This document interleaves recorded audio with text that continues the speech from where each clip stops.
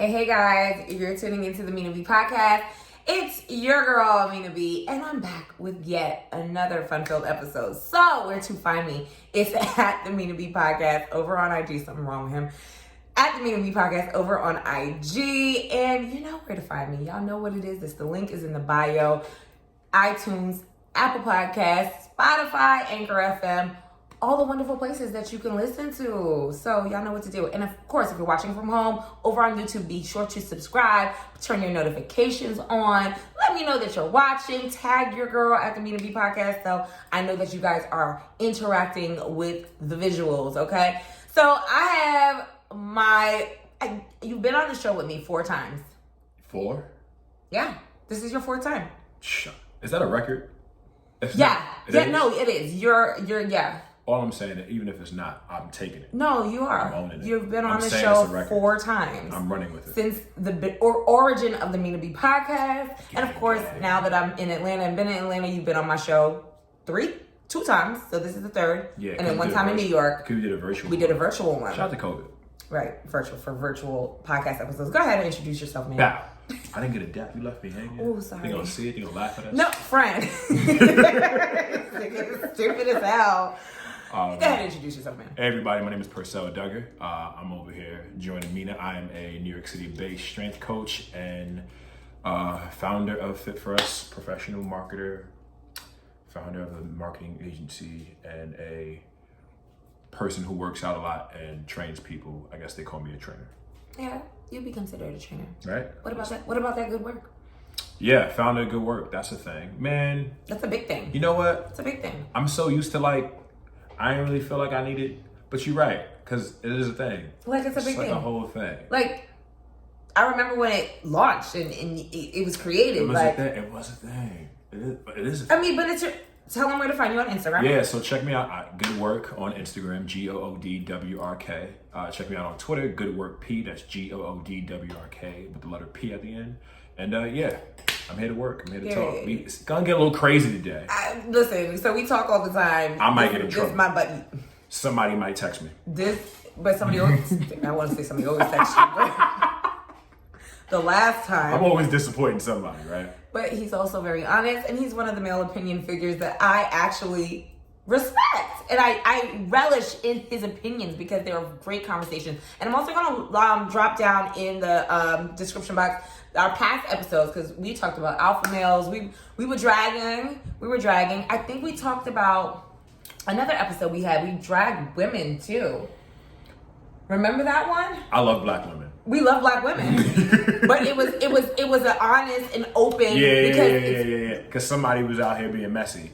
Yes. He had a messy situation. I remember that one. But it's kind of funny because people always like, oh, Mina, you be male bashing. No, I don't be male bashing because I tell these girls and these women in the community how to get it and how not to get it. And a lot of the things that we do contribute to toxicity and contribute to the traumas of relationships and dating. So I ain't got a problem saying it. So it is what it is. Right. But yeah, I will drop those episodes so you guys can backtrack and check out all the things that we've talked about in the past. Yeah. So, I mean, you here working in Atlanta.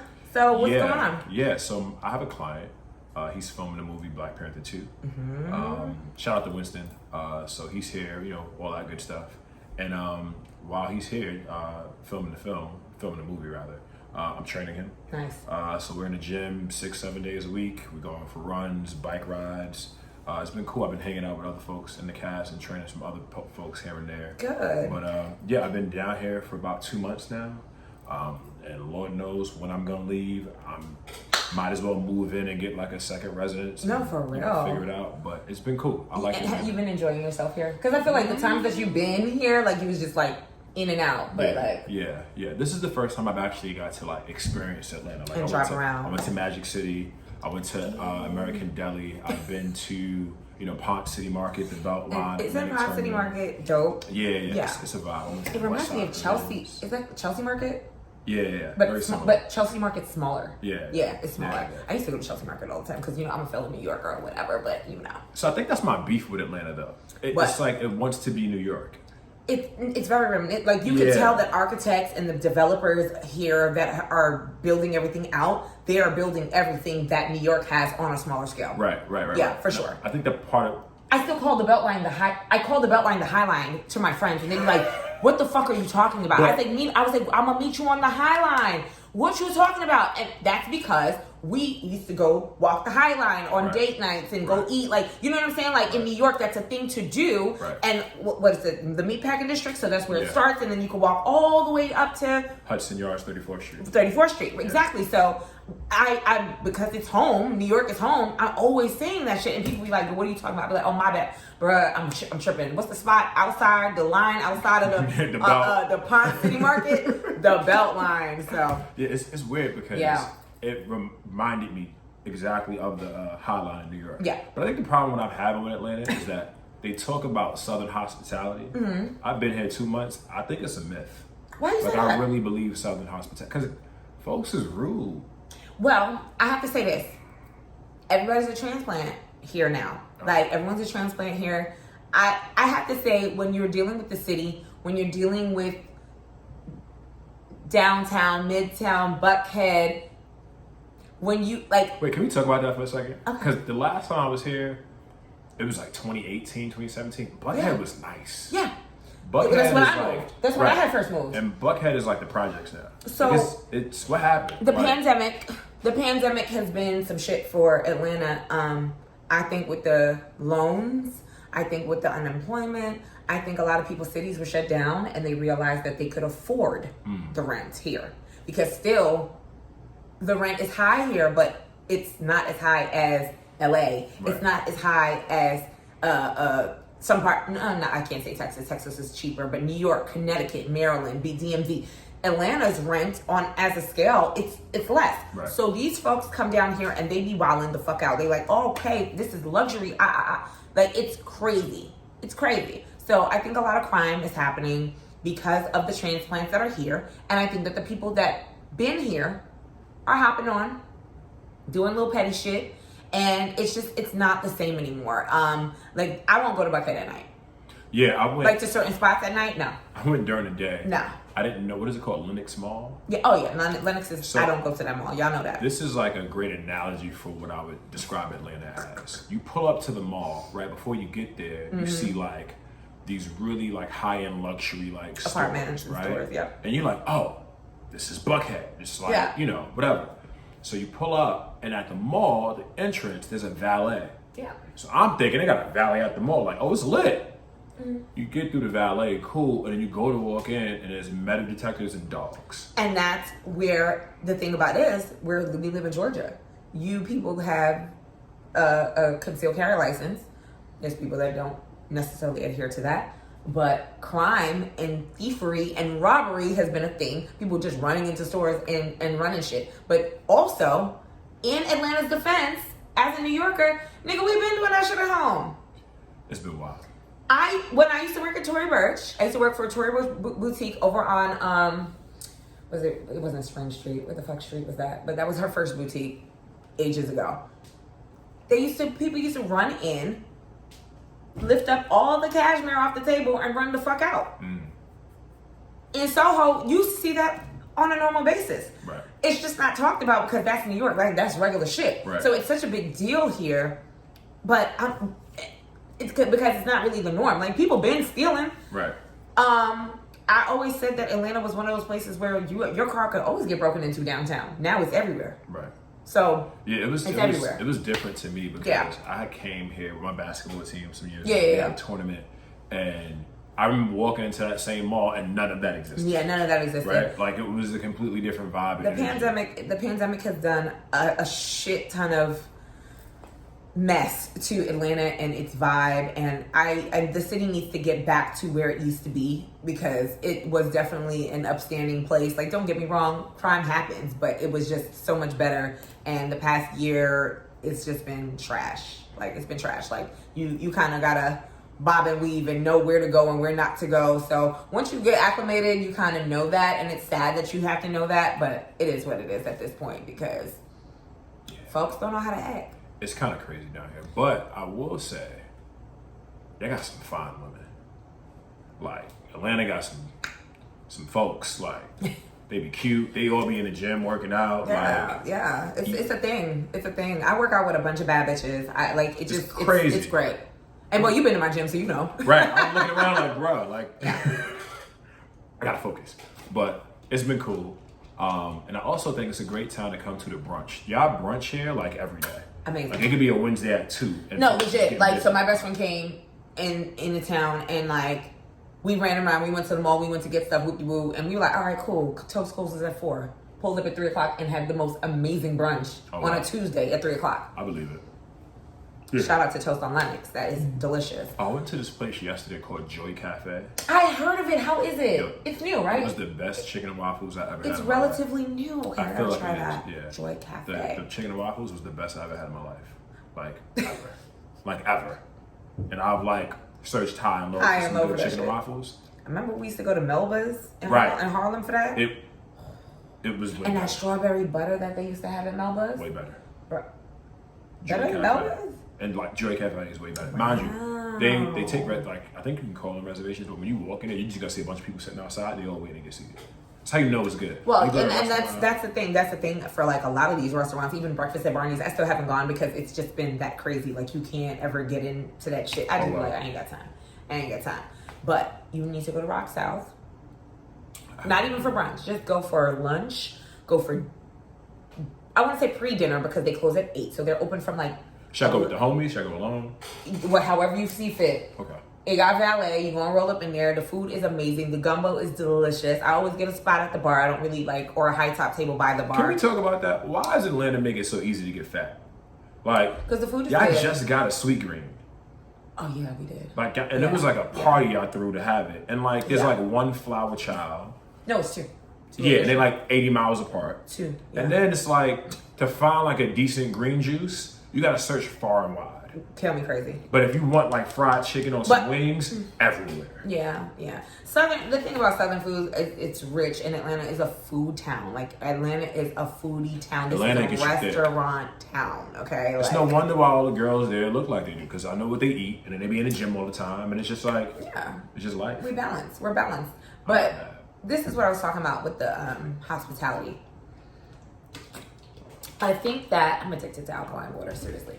That's a good problem to have. Yeah. It's helping us. So I know you drinking alkaline water, but if you just served me one of those other bottles, I'd have judged you. I was gonna give you one of these. That is for other guests, but you're like a fitness person, so it's just kind of like I know I wouldn't think less to give you this. I looked at it and I was like, I hope she don't offer it to me. Why? Oh, this? Because I'm like, if there's a no, I saw you had one. That's why I didn't offer you this, because you had one. Right. But you definitely can have one before you leave. Okay. Because I'm like, if there's one thing I'm picky about, is water. First of all, like I judge people based off what they drink. This is the water that I drink all the time, but I do drink Kirkland water as well. I have it sitting right by my door. If I don't want to drink a whole one, you're a hater. If I don't want to drink a whole one of these, or I've had one already for the day, I'll go back and drink one of those. But then usually my friends roll through, and that's why it's there, because friends roll through, and not everybody can get this. What the fuck? This is $10 for 18 bottles. No. It's my fucking water. Okay, shout out to Costco. They're not sponsoring this video or this episode, but they need to, because I spend a lot of money on water with them. But yeah. Be trying to stay hydrated, Costco. Hold it down. That little $50 a year membership, it goes a long way. It really does. So, on some shit. I do notice that the smaller communities, like the communities outside of the city, like where I live in Cobb County, like going to the east side, going to Decatur, going to the more hood spots. Right. I feel like the hospitality is so fucking real. Like, really? I love my community. I love, like, even the bar that I work at. For some that know, for some that don't know, because I don't really like, it's not a part of my brand, so I don't be like, hey, come see me. Right. I don't work at a strip club, y'all, but it's just like, fuck them. But if you did, so what? Like, we get money. Period. But it's like, fuck them. I'm not repping y'all. Right. But I can't agree with that. Like the hospitality that I get everywhere that I go, I just be like, hey, listen, I don't know what y'all talking about. I love it here. I love it here. I would say one day I was in Whole Foods in Midtown. Oh, that's why. You didn't even go to Buckhead. You would have got treated better at Buckhead. Yeah, so I was there. I got one story about Buckhead and one story about Midtown. Okay. Quick story about Midtown. I'm in Whole Foods. I'm in Target at not West Side Provisions. What's the little like Atlantic Station? Atlantic Station. Yeah. So I'm over there. in Target. I'm trying to ask the girl like where I can find the aisle for detergent. And she looked at me and was like, I don't know what to tell you. You need to like Google it or something. I was like, wait. Right. But did she work there? Yes. She was an employee. She had the red shirt on with the little bullseye on it, and she told me to Google it.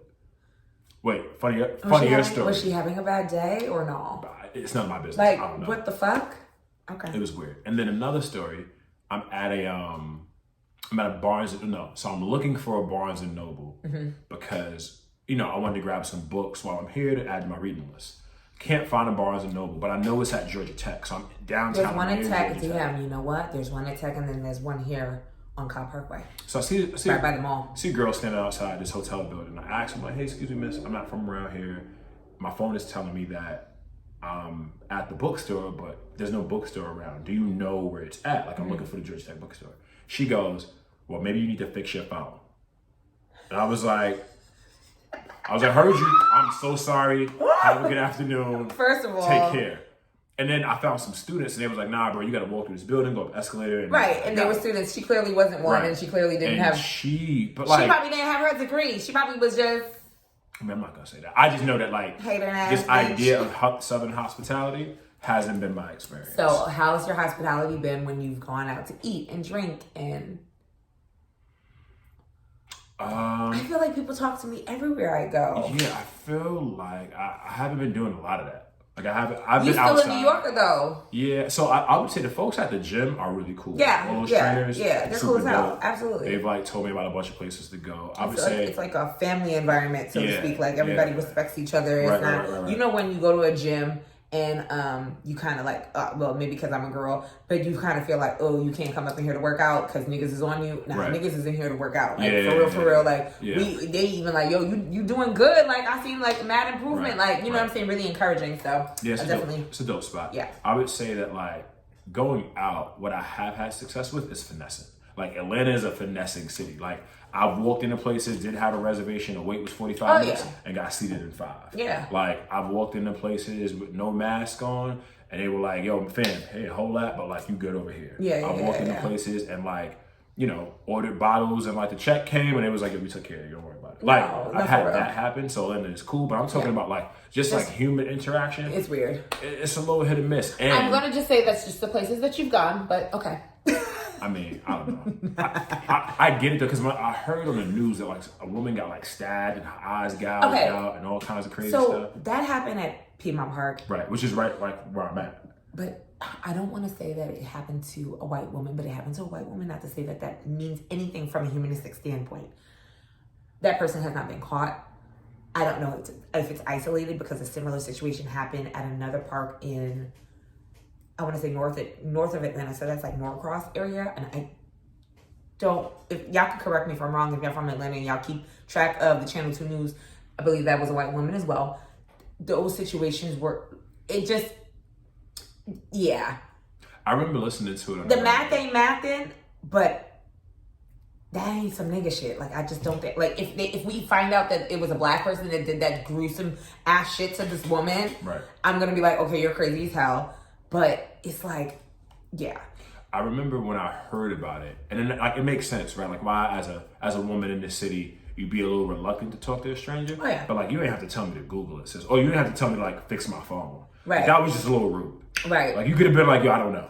Like, but that's what I'm saying. In her defense. And I was in a store with mad In her people. defense, like the lady, like that's the thing. Like I know that we are, and this is something I have to talk to myself about because I'm very comfortable in my neighborhood. Mm-hmm. But it also made me realize like there's certain shit. I don't have a dog, and just off of being a New Yorker, I'm not walking my dog around at 1:00 in the morning outside of where my front of my building is or whatever the case may be. This bitch was really walking through Piedmont Park at 1:00 in the morning. Not saying that that's warranted behavior under any circumstances on how she got killed, but it's just like y'all bitches don't watch fucking Law and Order and shit. Like I'm good. I ain't going nowhere by myself at no time of night like that. Walking? No. Yeah, I have a dog. Yeah. I wouldn't. I love him to death. He's not getting walked past 9:30. Yeah, like he's just not. It's robbing season. It's niggas don't give a fuck season. Like no, unemployment just finished and ended. Like No. I don't know, man. I feel like no. Atlanta's like one of these towns where like they just don't really have boundaries. Like No, everything is for everybody. Yeah, no, and that's the thing. It's just and that's a wild the thing. Like space. that's the thing.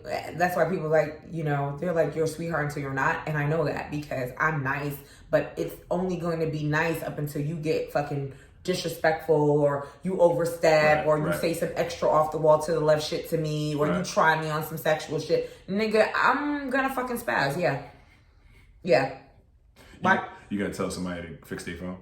No, I'm gonna tell you to get a fucking life or jump off a bridge or like motherfucker like you could get tased too. It's not a thing. Maybe she felt like I was overstepping the boundary when I asked her. No, she was just being a fucking ratchet because you were downtown or midtown or some shit. She was just being a ratchet. But I don't know. I'm just trying to make friends, and it doesn't seem to be working for me. But so it wouldn't be the Mina B Podcast if we didn't talk about these hoes. So with that being said, how's your dating life in Atlanta been since you've been here? Dating in Atlanta. Well, first of all, I would say like I'm not from here, right? And I don't think I carry myself like a guy from here. So every but time you never know. You just never know who's from here or not. Right, That's the thing. That's true. That's tea. true. That's the tea. I feel like at the gym, like right now, I can tell like folks be looking at me like, yo, who's this? Who this guy? Like, where you from? And then I think outside of that, when I go, be like, wait, he got 10K followers, about to be 11K followers. Oh, you better get to know him. Stop okay? Stop Period. Stop it. You may learn something because y'all don't be training for real. Some of y'all. I be seeing it. Yeah, it's been cool. It's been cool. I think it's also been like interesting, right? Because there was a girl I dated down here like years ago, like 6-7 like years ago. And she about to be like a whole mom. Oh. Yeah. Like I remember like she called me just like at the top of the shit. I'm like, yo, Pete, I'm about to be a mom. Because we haven't dated in a while. We dated a long time ago. But now that like she knew I was down here, she was like, yo, like, I'm about to be a whole mom, fam. Like it's crazy. It's just like to see that maturation. And then also just to recognize that like I've been down in Atlanta before and was very much outside. And then I've been down in Atlanta before and was very much like on my P's and Q's. Right. And not really doing much. But I would say like being down here now, folks don't care. Yeah. Like I was in Magic City. And it's weird, right? Because you're in a strip club and folks pretend to like you for the sake of like work. Yeah. And like girls is just like, yo. I'm a bartender, nigga. I gotta flirt with the craziest, stupidest, wackest motherfuckers, but I also get to interact with some amazing people. Right. Like, so it's a trade-off. You know what I mean? Yeah, and I think here, it's like that fine line of knowing like when someone is being nice versus like, maybe this applies, actually this applies everywhere. Okay. But I think more so here, it's like that fine line of like recognizing when someone is just doing their job and just being like a nice person versus when someone is shooting a shot. Right. And I would say in Atlanta, it doesn't strike me as a place where girls are just like super like it's they're still, not hot. The girls ain't trying to holler. I haven't. That's been my experience. Like I feel like women. But here, it's funny because I don't. Some women here. Maybe I'm also not that fly. Like maybe I also I'm hear not. half. I hear half because I hear some women that just go ahead and like they be very aggressive, and then I hear that there's women that just think that they should be talked to and hollered at all the time, and I'm like I fall into that category. So. I think that's been my experience. I'm not hollering at you. But I was at Chick-fil-A picking up lunch, and the nigga says to me, "Hey." And I'm like, I thought I dropped something because I literally came in with my phone and my keys because, Apple Pay. Right. So I'm just like, yeah? He's like, what's your Instagram? I was like, who, me? He's like, yeah, what's your Instagram? I was just like, at such and such. Right. You could follow the podcast. I have a show. Like, I just was like, what the fuck? Okay, cool. Like, whatever. Okay, cool. Like, right. Yeah, I don't know. It's been weird. I think for me, it's one of those things where like I'll say hi to somebody for the sake of having a question and being lost. Like the girl I was trying to find a bookstore, and I think she felt like I was really trying to like shoot my shot. Oh, maybe she real like what nigga looking. But that's the same. Well, some people with weird experiences. Right. Fuck this nigga asked me for a bookstore for like nigga. Do I look like right? Like I don't. But in her head, she probably like. Nigga, what the fuck bookstores around here? Like, fuck you asking me that shit for? Like, you trying to be funny? Like, some people are like that. They're just dumb that way. So it's just, It's been wild, man. but I would say. But for me, just be shooting their shot. Just don't give a fuck. Oh, really? Just shoot it. Let's shoot it. And I find it crazy to me. Like, some men would just shoot their shot. And like, sir, do I look like the woman that would date you? Or take you seriously? That's hilarious. Or look your way? I'm glad no one's ever voiced those words. I would never say that. Oh, okay. You could, I mean, a bitch could say that, and that's disrespectful. That's kind of rude. But I would never say that. It's like a thought process in my mind. I'd be saying that shit like, nigga, so like, how do you set like that boundary with somebody shoot their shot? Is it based off just pure like there was a little vibe, they had a little conversation, or they're attractive or they're not attractive, and then based off that you kind of like discern like how you outside of being a bartender, when it has happened, I just kind of shut it down. Like, I may lie and say I have a man. And there's been times where I flat out said I wasn't interested because I just wanted to see what they were going to say. Because it's like, who gonna check me? I'm around people and you're not gonna try me in here, so what happened? Yeah, I'm not really interested. So you're not seeing nobody right now? I'm like, yeah, I am, but nothing serious. But, I'm just not really interested in. Like, I think men need to understand and hear it. No, I'm not interested. And I would ask, is that okay with you? But I really don't give a fuck. Like, right. I'm not interested. Right. Men need to hear that. Men need to get that idea. I think it's important to kind of set those boundaries with folks. Like when they shoot, like I'm from the approach of like shoot or shoot. Right. If I'm James Harden, I'm Steph Curry, I'm Russell Westbrook, you put me in the game, I'm getting buckets. Right. That's what I'm supposed to do. That's my job. And I got one job and I do it really well. Right. How I do it, I like to make girls laugh. Yeah. Like I'm gonna say something funny, I'm gonna say something slick, I'm gonna get you to and then after that, I'm like, oh, what you doing later? You want to whatever, right? But I say all that to say that when it's made very clear, no, not fucking with it. I'm not vibing. It's a dub. I'll be the first one to exit stage left. It's not even about embarrassment. It's just like, I don't want to be the guy who anyone could ever say like they made me uncomfortable. Right? Like the moment you say you good, sis, have a good night, get home safe. And I think a lot of the times when talking to men, there's so much ego involved, and I just be like, so his take the ego out of it and grow up. She does not want to talk to you. She does not want to date you just because you are fixated on her body or fucking her or how good she looks. Right. Nigga, did you ever think to yourself for 2 seconds that you may not be a good look for her? Yeah, some folks don't get it. Some folks don't get it. But I will say that, not even in defense of that, I called one of my homegirls, right? Her name is Jasmine. Jasmine, if you watch this, your homegirl is trash. And like, you could tell her I said that. That's why I blocked her. But anyways, here's the story. So I called my homegirl, Jasmine. It's early in the day and I did not anticipate having alcohol. I did not anticipate drinking today. I told you I was ready to go. I'm here to pod. I got a job to do. I'm doing my job today, and I enlisted him for an episode, so let him do his job as the guest host for today's episode. So I called Jasmine because she's from Atlanta. She's a lawyer. Right? Okay. She lives in New York, in Harlem, right? Harlem. She takes my classes virtually. That's how we met. Nice. So I hit Jasmine like, yo, I went to Magic City and the wings was trash. I fucking told you they was gonna be trash. Not trash, but like they okay. They were Marcy Projects garbage.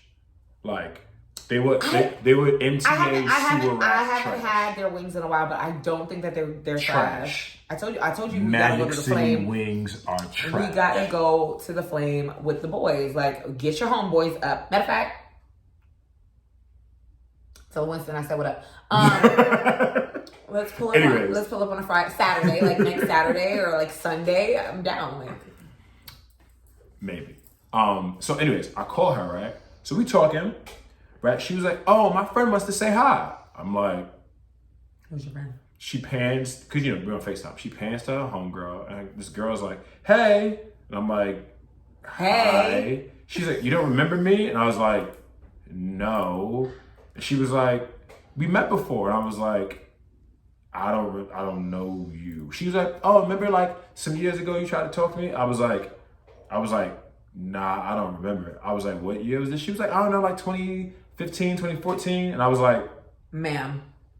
So the problem I have is that like that's 6-7 years ago. The fact that you remember that is like weird to me. The fact that you want to bring it up on a call why I didn't call to speak to you. I don't know you around. I didn't even know y'all were friends. But stop being weird. Like, say to your homegirl, like, hey, like, we used to try to talk to each other like a long, long time ago.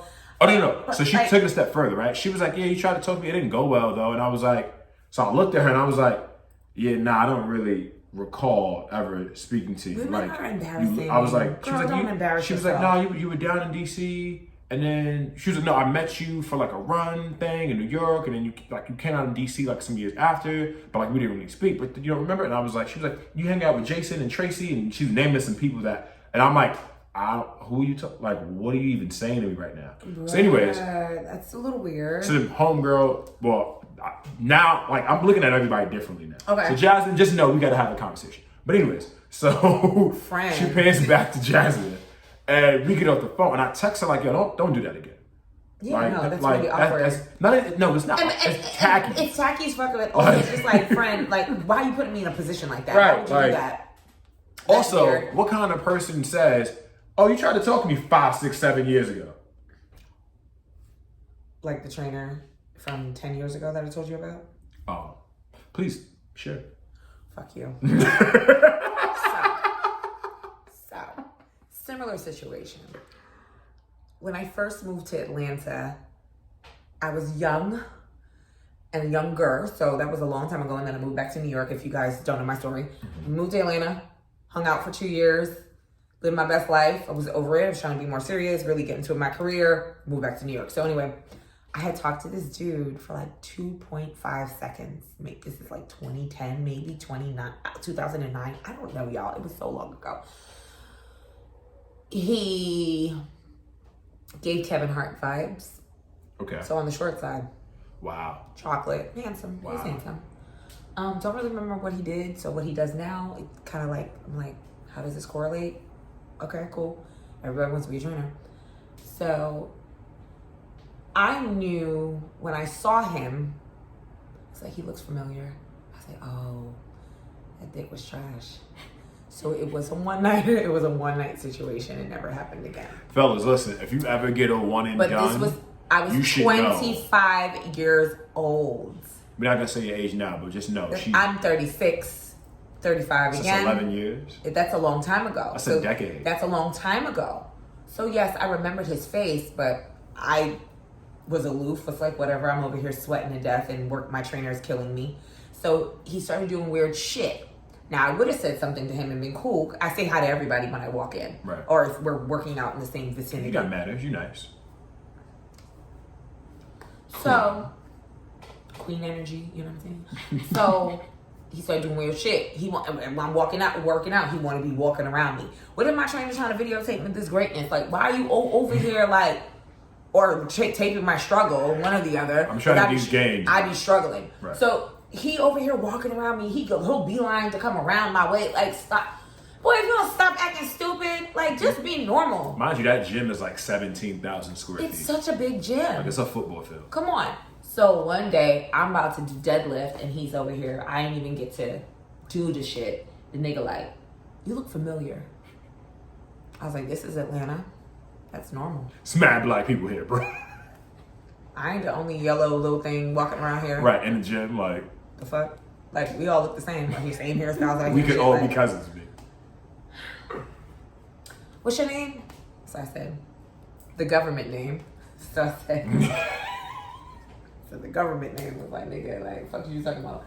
You ain't gonna remember me. Let me give you the government name. So, because I just didn't want to rehash it. Some niggas are so weird. They feel like you want to rehash and you want to sit here and talk about sex with them. And like, nigga, this shit was whack. I don't want to talk to you. I'm not interested. You're not my type. I don't even have a type, but you're just not it. And like, please leave me alone. This is awkward. And yeah. So he was just like, yeah, I just couldn't figure out where I knew you from. Like, I was just like, oh, okay, like, I don't know. And yeah, just was like, I really don't know. I don't like, you know. I know a lot of people, like, he didn't ask, but when he played himself, was he should have said, what do I do? If he had asked me that, I'm a bartender, maybe it would have been just some people like, okay, whatever. But no. So I'm hitting my my group chat about it. And my friend says, Amber, shout out to Amber. She was on my last episode where she said, ma'am, you know better. Why are you playing with that man? I said, I ain't playing with that man. What he needed to say is just say, hey, like, Like, nigga, you fuck so many bitches, you even forgot who you fuck? Right. But then also, if you knew something happened between you and me all those years ago, and it happened one time, you should be ashamed to even try to, like, cut. And mind you, we were cool after that. Like, he would see me at work and stuff, but it just never was a thing. So, relax. Stop being thirsty, dude. You ain't be hashing. Yes, you see the development. I was gonna say, she's sitting. Because your trainer is dope. He probably saw you looking cute. Yeah. You know what I mean? You was out here, you was outside. He was like, yo, that's shorty. Let me like. I mean, I get it. I get it. I get it, but it was weird for me. But I'm no. just like, bro, like, it wasn't nothing to be reminiscent about. Like, can you get the fuck? Like, subtly get the fuck. So yeah, that's what happened. It's always a little weird, man. Like, cause here's my thing. Like, I know after one experience whether or not there's gonna be another one. Facts. Right? Facts. And I can honestly say that, like, I typically don't have one and done. I very much I'm a repeat offender. Right? People come over and they stay. Right? They come back. Like, it's not like an in and out kind of thing. You know what I mean? I say that to say that this I nigga feel like just got the whole shit. I feel like if someone ever, like, you know who you fuck. You know, like, if a girl walk in the gym and I see her lifted, I know if we had relations, right? So I say that to say, if I see her and we haven't spoken in a while, I'm not gonna walk up to you and act weird. And if I see you and I know I didn't lay it down and I know it was whack, and I know, but we had like decent rapport, like it was just high and by and cool and cool. I keep it 1,000 with you. Unless you like make it very clear, like we happen to like literally have to walk by each other, I'm probably not speaking. And that's the thing, he was just being weird. Like, you did all that extra dumb shit for like 2-3 weeks because he's relatively new to the gym. So you did all of that shit just to, nigga, if you don't get the fuck, boy, bye. You could have gave him a nod and just kept it moving. Say hi, don't come back around being awkward. Or he could have made it less awkward for himself. He could have just pinged you like that night and be like, yo, were you in the gym today? But I don't even have the same number. Oh. Instagram wasn't even a thing when him and I had sex. Like, you know what I'm saying? Like, can you please leave me alone, sir? There's nothing to reminisce about here. Let's stop. It's that audacity of we fuck so we can fuck again. No, the fuck you cannot. So stop. I think a lot of folks feel entitled, like once they cross a certain boundary with you, and now they have like access to you like indefinitely. And you don't. It don't work like that. And you don't. The access that you have is granted based upon a series of things that you don't have a say in. Please give them in the rundown. Right? Like, give them okay. Because that's really how it works. Right? I want you to give them a rundown.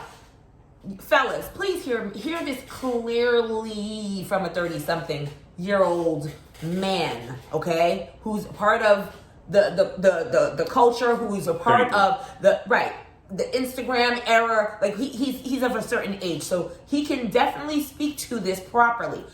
Percell, why do men feel like once they've had you, that they can have you again and again and again? And it's a repeated try. Now, mind you, there's some instances, I have a current instance where I dated someone a long time ago. I don't think it was the best situation when I look back at it. And the motherfucker never left me alone, which is cool. Whatever, I get it. Now, speed up to now that we've been dealing with each other, ain't much matriculation, ain't much growth. I've grown. He has not. Right. I really don't care if he sees this or not.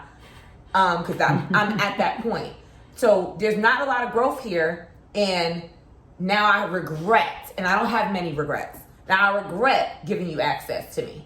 So again, that's me saying, hey, I feel like you've evolved. I feel like you matured a little bit. Let me give you access. But for the ones that have not matured, please, give them some advice. So, fellas, this is how it works, and it's really not up to for your opinion. It's not really something that requires your insight or feedback. It's just you don't make the rules here. Yeah. If you kick it with a girl, a woman, a person, anybody, whatever you into, right? Right. But more specifically, but if you kick it with a woman, right? Yeah. And y'all date or y'all end up fucking and y'all have sex, whatever it is, like you can check in, right? You can hit her like, hey, like how was your day? What are you doing this week? You can try to reschedule, right? The moment she eggs you or she dubs you, you just got to take that L gracefully. Right. You know what I mean? And by taking it gracefully, don't press the issue.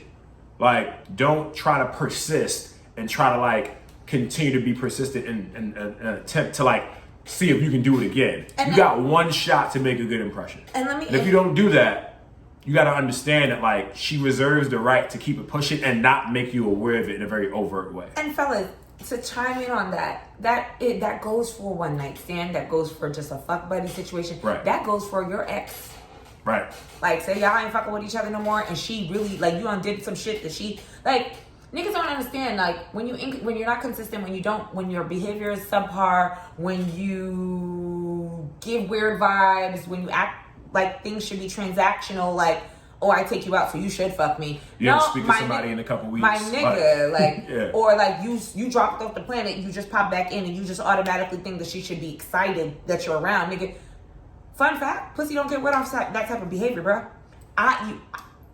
For me, as a 30-something-year-old woman, I cannot crave a man who is not giving me any stimuli, bro. Like, you're not giving me no reason to bust it open for you. Like, what the fuck would be the reason for me to give you some? Right. When you don't even know how to act. Yeah. Nah, it's a fact. I think guys, we tend to think that like, yo, since I had this once, I can have it on my terms. And it just don't work like that. Like, you got to continue to put in work. You got to continue to show up. You got to continue to be present. But all of that is predicated on her like acknowledging that and like being receptive to it. Like, if it's not right, if she's not looking at your attempts to like continue to reach out, continue to court, continue to date, continue to kick and hang out, whatever it is, if she's not meeting you halfway on that, fam, it's a dub. It's a dub. So just let it go.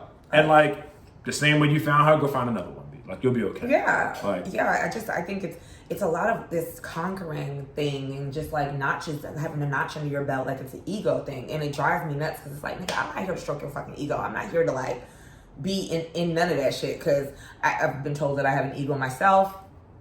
That's bullshit. And I'm just like, bruh, everybody does. Right. But for men, it's just like y'all wear that, not y'all, but y'all wear that shit so hard that y'all can't even fucking like detach from it. Well, because we, amongst ourselves, like a lot of guys, you know, I have 3 older sisters. They schooled me to a lot. My mom and I are really close. Me and my pops are really close. Mm-hmm. One of the things that we talk about really early on, right, is just boundaries. Yeah. Like, you're not entitled to nobody. I don't give a fuck how far you went with them in this moment. That doesn't mean you have access to that indefinitely at your discretion. Right. Your proximity to her, your closeness to her is because of how she identifies that relationship. Mm-hmm. And if she identifies it as something that doesn't really make her feel safe, feel comfortable, or something that's just not fruitful, something that she's just not excited about, and if she's not excited about it based off like you ghosting her, or you falling off the face of the earth, or the dick being trash, conversation being whack, your breath stink, your body odor, or she just don't like you, fam. Like, she got somebody else, or she's just not interested in you. You weren't, or you just not piquing her. Like, right, you were around, you in her space. You but you're not interested. You want to be around her, but you only want to give her a little bit, and then it's almost like you want to like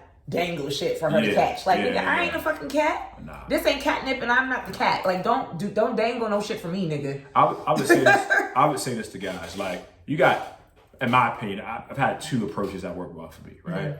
Either A, I'm just gonna shoot my shot, right? And I'm gonna go the route of like trying to make you like I'll send a GIF with like Steph Curry in it. And it'd be like him making a bucket. And I'll just be like, yo, my name is P, I'm shooting my shot. And like, if she laugh at that, she think it's cute, they're like, how was your day? How was your weekend? And fellas, if this works for you, make sure you at him. And just know. Give him the credit. It's cool, right? Just get right to the point already. At good work. Don't do the thing when you like a bunch of pictures and you fucking like comment a bunch. Fam, just get right to it. Like, just let her know off top what it is and what it's not. If that doesn't work, then it don't work. I hate that I've had an experience where somebody would be like acting like he's interested in what I have going on in my life when he doesn't, and he's just wanting to fuck me. Like, bruh. Yeah, I mean, you did all of that just for sex? I mean, I feel like folks that makes me feel like my sex is the most astronomical thing on the planet. Thank you. But at the same time, it also makes me feel very cheap. Yeah. And I don't like it. Yeah. I know what you mean. I know a lot of women would like be so hyped off of that shit, but it actually it like makes my spirit feel so like ill. Like, wow, what do you see about me that makes you feel like that's all I want in life is your whack ass dick? Right. Yeah, I mean, and it's not whack, but it's not like the fucking most astronomical greatest thing on the fucking planet. Like, I could literally do without it. But I mean, I think the thing that people miss out on is that like, if the sex is bomb, right? But you don't like being around that person, they got about 90 days of like that. And that's like, that's on a high end. It's so crazy that you right? said that. Like, if we fucking and it's lit, we got about 90 days until that gets old. Yeah. And then, and if it's really lit, you'll probably take a break for a few, and then come back to it like sometime later in the summer, in the fall, or some shit like that. You might dabble with it twice in a year, but there's gonna be a huge break between those two moments. What folks don't realize is that, like, if you don't actually like the person, like if we can't just sit down, no phone, no Wi-Fi, no nothing, and just shoot the shit and have a good time, then it's probably not much to like invest in emotionally. I'm making all the grimace and the ugly fucking faces because I'm so like, this is exactly where I'm at with those shit in my life currently. But I think I think the issue is a lot of men don't have like internal boundaries with them. Like they think, yo, I fucked her, so now I gotta keep talking to her. Let's say, yo, fam, do you even like the girl? But then that's the thing. Okay, even if you do like the person, does she like you back? Does she like you back? What are you doing that is keeping it fresh? What are you doing that, like, why is it always transactional? Why is it always, well, we can do this and then go to my house? Right. I'm on your side of town. We can do this and then I'm gonna come over. Right. Or, oh, I'm coming over. When I finish this, you home tonight? Yeah, nah. Fam, what you could do is just like, you can go on Trillis, right? You can go on TripAdvisor. You could go on, what's the app where Pinterest, right? And look for like local things in like the nearby city. Yeah. And you can just you can Google, like on Google Maps, you can type in like barbecue food, skydiving, bowling, any activity, right? Find a list of some shit to do. Make sure there's some alcohol involved. And then when you go, feel the woman out. Excuse my language. And if you like her, then keep going. If she a vibe, then keep rocking. And if she not, she not. But this idea of like, hey, we're gonna do this and then come back to my house and fuck you in the mouth, it don't really go like that. Excuse my language. Fucking dead, yo. Nah, like, real shit, like, a lot of dudes think like that. They like, like, fam, I'm gonna drop this little 100 on this. I'm gonna get some money for gas for that, and then like I'm gonna go back home and blow her back out. Like, I'm not getting no incentive, my nigga. Like, are you fucking crazy? Like, you know how these niggas out here treat me, and I'm not even fucking. Yeah. Imagine how a nigga treat you that you ain't fucked, versus a nigga that you fucked. Like, this shit crazy to me. It's like nuts. And like, okay, think about it too. Like, I realized in my relationships and just even being friends with the majority of like dudes I used to talk to or ex or whatever case, with the exception of my most recent relationship, like, fuck you, nigga. But I'm held to a certain regard. Like I'm pedestaled in a way. So I just be feeling like, I don't know how else to say it. So I just be feeling like, nigga, how long was I supposed to take mediocrity from you? I will say the problem I've run into, and like it continues to be a theme in my life. I like the standard of me, and this is not even for like women I want to date. This is just Percell and me just being me. I'll meet up with a homie, right? And I say homie because I don't really know it like that. Or I'll meet up with a girl for the first time, and in my mind, it's like, yo, I put a little bit, I did a little bit of planning because it's easy for me. It's very low lift, right? Yeah. So I do a little bit of planning, do a little bit of organizing. We go out, we have a good time, and in her mind, she had a good time, and she thinks that now, like, this is a thing. And the problem I have now, I think for most dudes, they don't do enough. They don't do enough at all. But what I run into is this issue of like just being thoughtful, wanting to have a good time for myself, right? And wanting to like, you know, just hang out with her and see what she was about, making plans to do stuff, doing the things, having a good time, and then when it's like, yo, I don't really want to do this again, I get labeled why you wasting my time? How come you did it? It's like, no. I went out with you. Ooh. We hung out a couple times. Okay. You had a good time. Great. I'm glad you did it. Right. I didn't really have that good of a time. So I'm just not going to do this with you no more. Right. And it doesn't mean I wasted your time. It's just a hangout. Like, it's just right. Like, I think sometimes people look at the word dating and make it too like serious and intense. Yeah. It's like, yo, I'm just hanging out with you. I'm trying to feel you out. Right. And if I don't like you, absolutely. Like the same way, like I'm not, you should expect me to like come back. I went out on a date with a dude.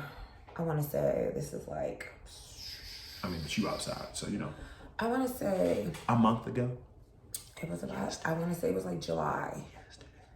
Should I have went out on a date with him? 2 days ago. Yes, because I'm single, not because I was seeing someone at the time, but that person doesn't know how to really treat me. So that's irrelevant, right? The bus. So I went out on this date, and when I tell you I had a ball, and I know it was kind of like a mind fuck for him because I really didn't pursue it thereafter.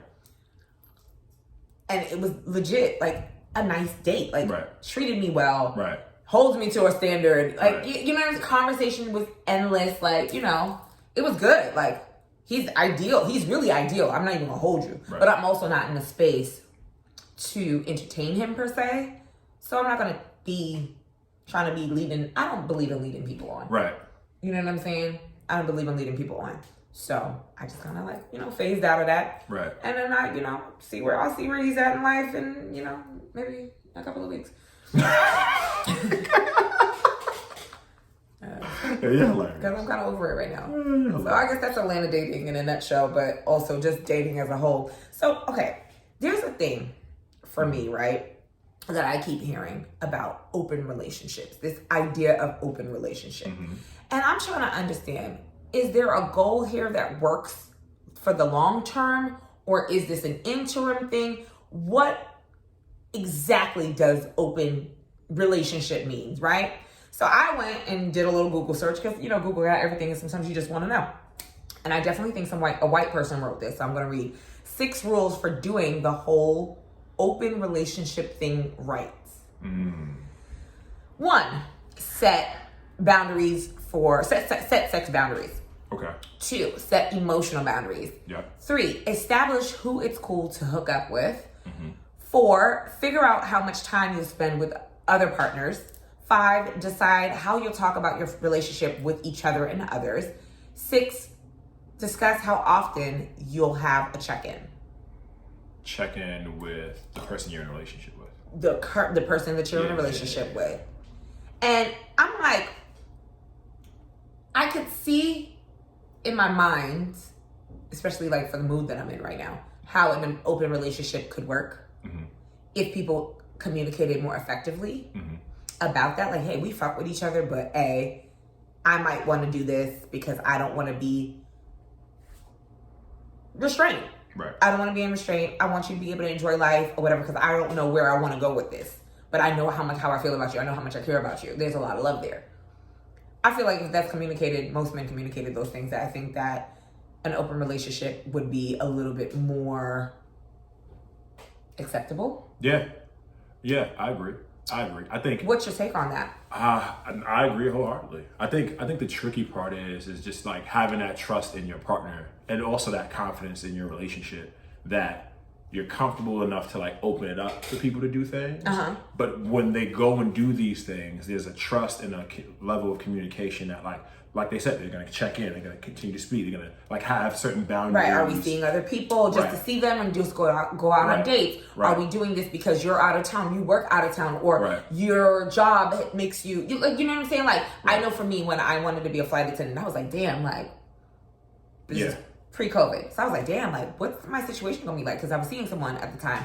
And I think that scared him off big time. Because he was probably like, oh, this bitch about to be living her best life. You assume, because that's not the case. I mean, I dated a flight attendant and she definitely was outside.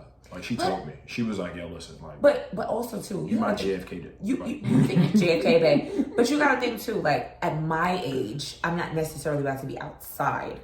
You know what I'm saying? Like, if I was 20 something trying to do that shit, that's different. Like, nigga, I'm in a different city every 2 days. Hell yeah, turn up. But like, because my end goal is to be in a solid, functioning, healthy relationship that's gonna, you know, go into having a family or whatever and building together. Like, I would never put myself in a position like that. So it was just kind of weird because, like, nigga, the same things as we talking about while I'm on the ground, nigga, that's the same thing that's going to be going on in the air. Like, that's your insecurity, not mine. No, you're right. So absolutely right. That's how I felt about that. But I'd be down. The thing is, I would be down in the aspect of like, nigga, if you talk to me and you tell me that you got certain things going on, business, whatever it is that you got going on, that you can't allot 100%, a whole bunch of time to me, because I don't require a lot of time. I think that's why these niggas can't leave me alone. Because I don't require a lot of time. I don't press you. I'm not gonna stress you out. Like, I don't. And when a nigga wanna give me all his, not all his time, but a nigga wants to give me time, like 3-4 times a week, that's that's a lot for me. It's a lot. That's a lot for me. It's a lot. But I respect it because I come from a place where I wasn't always getting that. Right. You understand what I'm saying? Like, niggas just want to drop dick off on a Saturday and be like, "Are you good with that?" Like, no, I'm not. Right. You know what I'm saying? Right. So when someone genuinely wants to spend time with me, I take heed to that because I'm like, wow, oh, you really fuck with the kid, okay? Yeah, yeah. I mean, I think quality time is important. I think for me, I just need to know that when I am around, like I'm. Yeah, right. So that's the thing. So if you want to spend that time with the person, but you can't for whatever the reason is, then you guys fucks with each other. I ain't talking about no whatever type bullshit. I'm talking about y'all fuck with each other and y'all have really good communication. I think that the effectiveness of that is saying like, hey, this is what I want from this situation. If you want to do you, I want you to understand that I'm okay with it. Right. Are you okay with me doing this? Right. You know what I'm saying? Right. Now, I haven't been in a situation where we had to have that conversation per se, but I mean, I have. I've been approached by girlfriends to say like, yo, listen, like, you gonna be away for a while, or I'm gonna be away for a while. I got something going on. Like, I'm open to doing this, or how do you feel about that? I didn't take advantage of it at those times, mainly because like I was in one of those places where like, don't get me wrong, I wanted to. Right. And I was like, oh, as a word? man, you probably like, oh shit. But like in actuality, like the work that it took to cultivate things, to kind of like build that rapport with people, it just became like very like tiresome and bored, and then like to the point where I was just like, oh, this is. And the thing about it is like I want a hoe, but I want it to be like accessible and convenient. Like, I don't want to work hard. And so this is my thing. Hoeing requires time and resources. I feel like when men want to hoe, or when men want to just have like a fuck off person, or that one person that they fuck off with, I think it needs to be communicated that that's all you want to do. Right. So that she doesn't feel like obligated to you for every fucking thing, including the sex. Because at the end of the day, like, if she want to fuck somebody else, she should be able to. Yeah, it's her body. That's right. Right. She should be able to, and she shouldn't feel guilty. She shouldn't feel no way about it because, nigga, you have not expressed what your intentions are effectively and efficiently for her to understand, like, okay, this is my role in this shit. Right. You know what I'm saying? Like, that's just what it is. So, yeah. Yeah, I mean, as long as everybody on the same page and communicating, and also like being safe and not nasty. Right, because STDs is a real thing. But I just think that communication is such a big part of even cultivating an open relationship. Yo, I thought you had a wedding ring on your left hand, B. I was like, wait a minute. No, it's on my middle finger, daddy. By the way, our manicures are better than yours. Oh yeah, because I sent you the right place to get your manicure. Oh, he's a bad bitch. I got him one of the best manicurists in town. You're welcome. Just know. I'm a really good fucking friend, y'all. Just know. Just know. I'm a great fucking friend. My manicure is better than yours. You can't shoot your shot. It's just not gonna work. Period.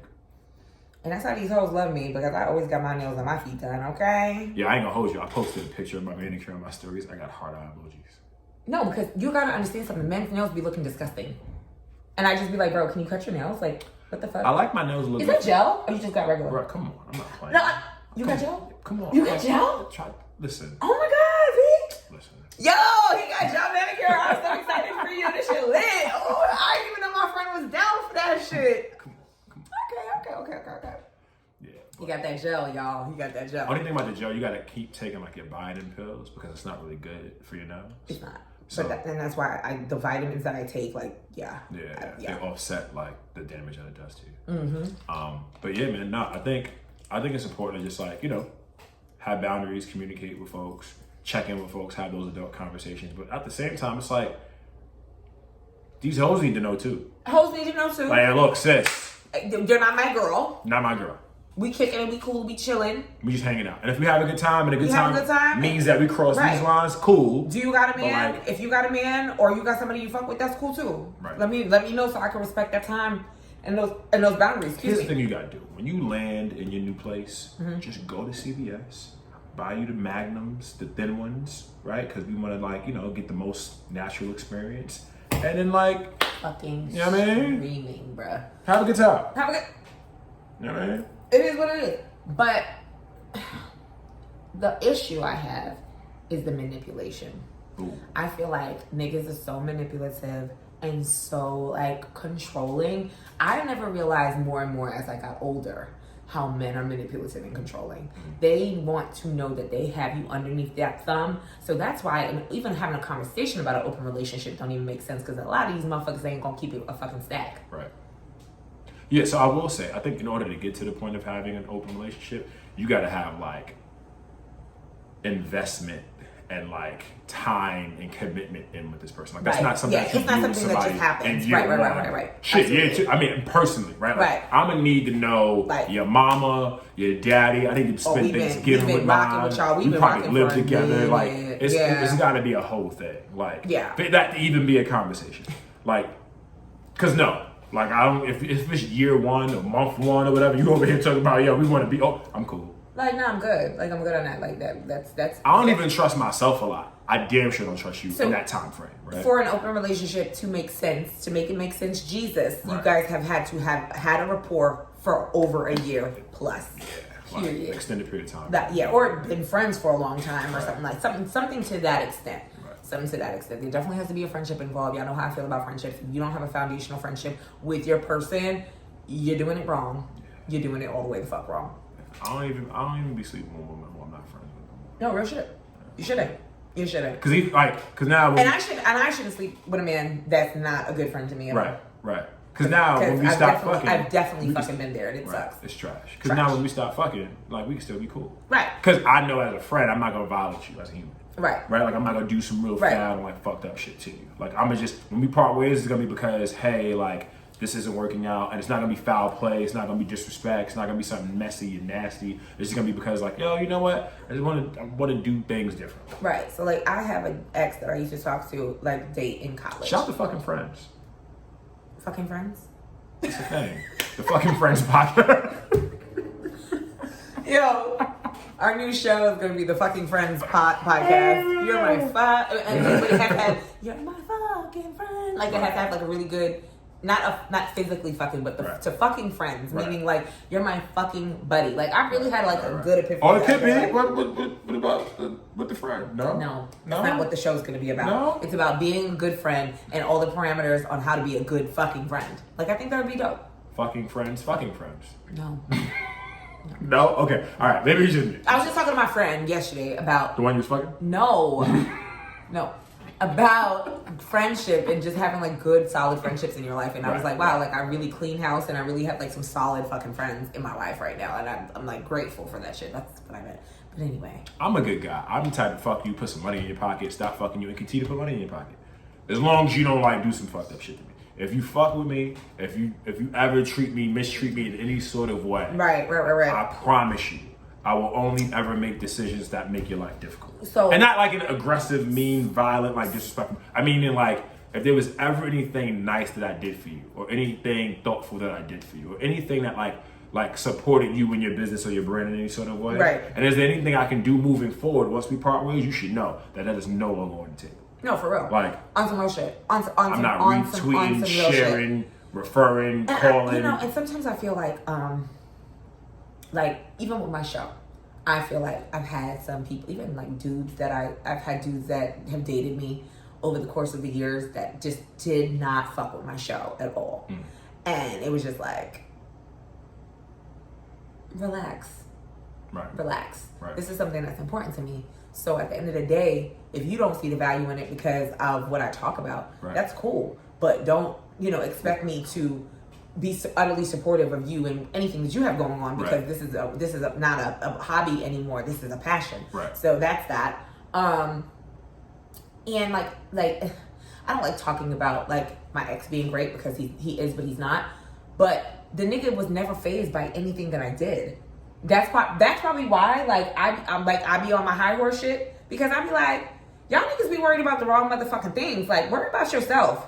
Right. Like, yeah, I talk about relationships. I talk about dating. I talk about experiences. I try to give bitches cautionary tales. Like, nigga, learn some shit. And let's have these dialogues and these conversations that y'all really should be having in your day-to-day, unless y'all are not.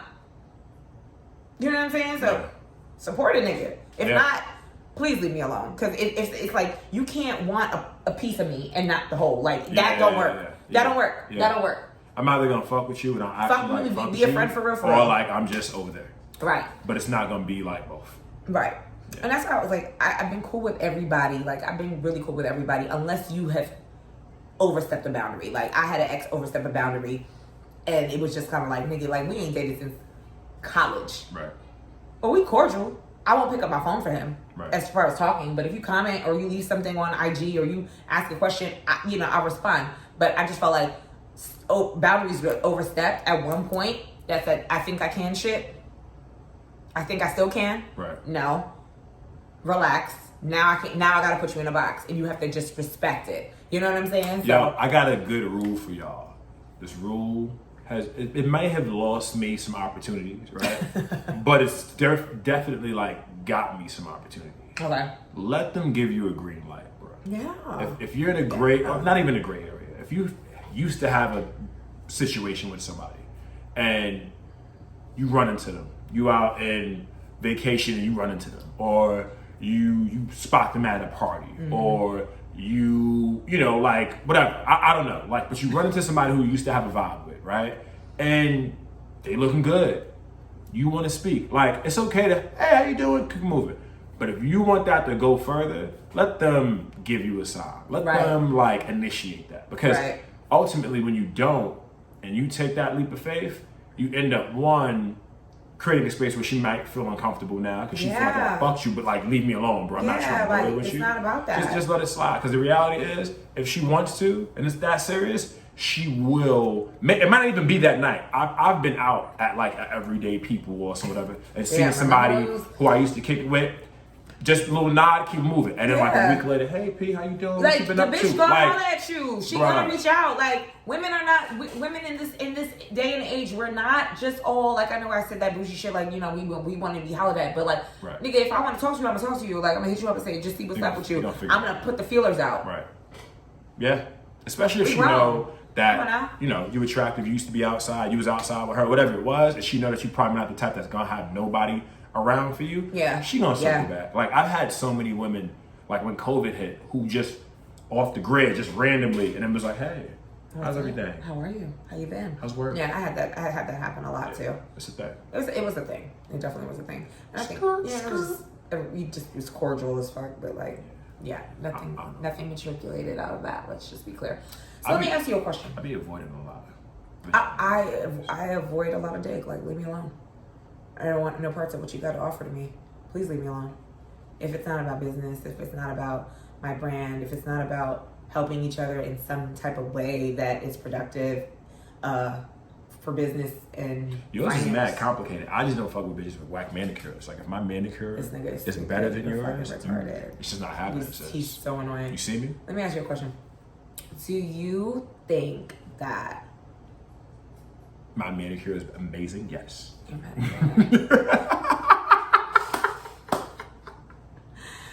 Let me get to the point. Do you think that men know? Do you like the whole idea of men knowing that they've met the one? Do you really think that exists off rip? Like, you know, you met the one like automatically, or do you think that, or they know off the rip and they don't pursue it, or they had to get to really, really know her? Like, they knew they liked her, but they had to get to know her for it to like click. Like, yo, this is the one for me. I think every guy's different, but I do think those are two like options. It's either like, but you know, I personally like, I think love at first sight is a myth, but you know, there's some people who just know and that's their thing and that's great for them. Right. I also feel like people who believe in love at first sight, like, you know, found out 15 years later they had a whole mistress, but you know, nobody's business. But that's relevant. I do believe that people, when they find their person, a lot of guys, there's a moment of like, don't fuck this up, and then there's this like weird moment of like self-reflection where you look internally and say like, yo, I'm a piece of shit. Am I ready for this? And like, am I gonna be the reason why this doesn't work? Right? And I think that's just really a reflection of like you needing to do like some self-work, maybe go to therapy. I don't fucking know. But I do agree that there is either this, yo, I met her and I knew, or it's I met her and holy shit, this is kind of crazy. Because like, I've had a moment with a woman, like I love her to death, and like it was just the simplest thing. It was a conversation that started off really difficult. It could have went left, and it ended up being like the night where I really was like, I love her. Oh my God, I'm gonna spend the rest of my life with her, right? So, and that was over time. Right, but that was over to time. that point, it didn't happen like from A, and then like all of a sudden happily ever after. It was like that thing happened, and then gradually more time and more experiences, more moments, to the point where I was just like, this is just what the rest of my life is gonna be. But I think that moment is very much like not the norm for me. That hasn't been my lived experience. That hasn't been something that I've done. Like, it was like an anomaly. You know what I mean? Like, yeah. And I have to say, that's how you know they're the one. Because it's like, it's an anomaly. It never happened again. It's never been another thing. But also, it's like, just because that moment happens doesn't mean you're ready for it. In that instance. Like, you can have that feeling and still not be in a place to actually like move forward in that and grow with that. You still might have some side bitches. You still might have some joints. You still might want to be outside. Like, I'm layered in that. And that's real. That's real. I can very much be like, oh, that's the one. But so and so over here is the two. Is Wednesday. It's just Wednesday. It's a Wednesday at 11, and we here. And I'm gonna do Wednesday because Thursday morning and the rest of the week. It's Thursday. Right. But I do think there's a little bit more like gray area there. But I think ultimately for a lot of guys, the problem ends up being if you do realize she's the one, it usually happens and when you're not prepared for it. Like you usually find that person when you're in the midst of some shit. Like that's how life be working. Okay. But I think in that moment though, you just gotta ask yourself, like, am I willing to put in this work? Am I willing to, not just with her, like with myself, right? Like, am I willing to unpack whatever trauma, PTSD, anxiety, stress, things that I deal with that prevent me from showing up as the best version of myself? Am I willing to cut ties with other hoes? Am I willing to just have those difficult conversations with other women and be like, yo, listen, I genuinely love you and think you're an amazing person, but I don't want to be with you for the rest of my life, right? Like, those are conversations that I've had to have. And it's a real thing. But I will say that, like, you know what I mean? The cool thing about it is that, like, when you have those difficult conversations in a respectful way, if you genuinely, like, feel that way for someone, y'all can continue to, like, not be together, but y'all can continue to have, like, respect for each other, be cordial, continue to even be, like, friends to a degree. Yeah. Right? And it's like, there's nothing wrong with that. Like, every woman you've ever loved or dated doesn't mean that that's the person. Right. And if it's not the person, fam, you know what? When you're aware of who that person is, it's time to let that go. So this is my thing. When a person, how do I ask this question? So, two people, right? Mm-hmm. Two different intentions. Mm-hmm. One is like, build with me or leave me alone. The other is like, I don't know, I'm just chilling, let's see what happens. Right. Do you think that it's cool to kind of like hold that person hostage when you know good and well that she wants more? Because I find that that's what's that shit happens. Right. And it literally drives me and my homegirls insane. Yeah, no, I don't think so. I'm like, I think if you're not willing please leave this woman alone. Yeah, just leave her alone, fam. It's okay. Yeah. But niggas be on some like. Well, but I don't think it's because they want you. I think they like the idea of having what they want when they want it. Like, ego is a real thing. Yeah. And like I said that before. It's more so about them and their ability to say that, like, I have that, like, at my discretion, at my disposal, when I want to. Folks ego and control are like cousins. They exist, right? And y'all niggas do that shit all day, every day, and that's all y'all know how to do, ho. Yeah. It's a real thing, and I think when you experience that though, like, you really got to like address it, but also you got to be willing to understand that person, their feelings and the way they treat you and the way they engage with you is not about you. Oh no, it has nothing to do with you. Like, it's really not, and that's where you got to like understand they actually don't love you. Oh yeah, for sure. You know what I mean? Like, for sure.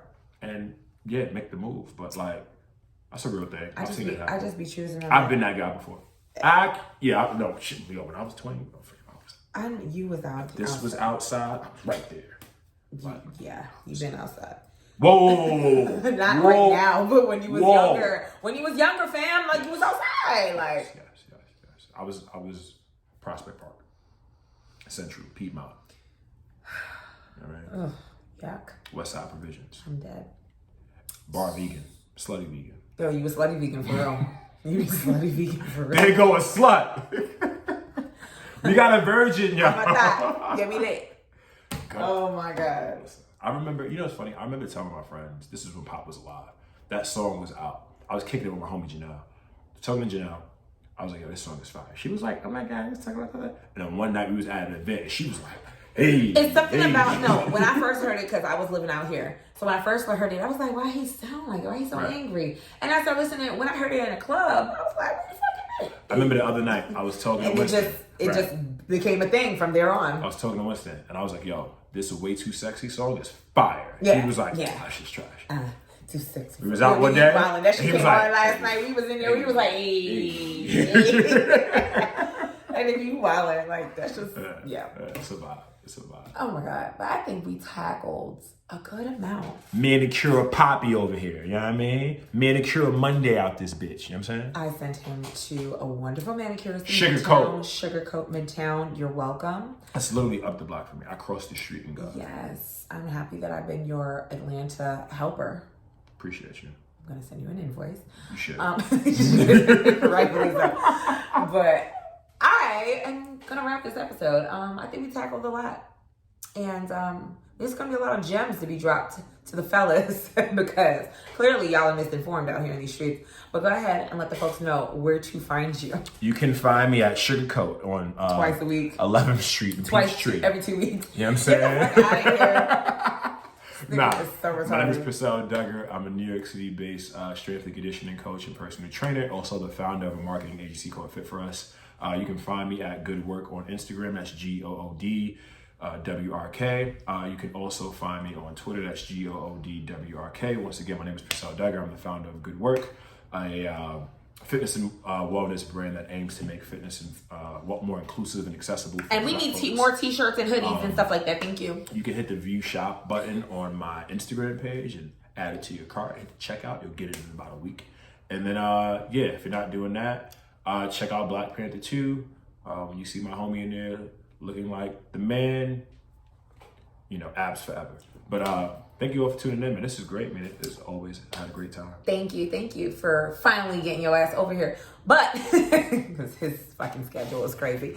But you guys already know what it is, whatever.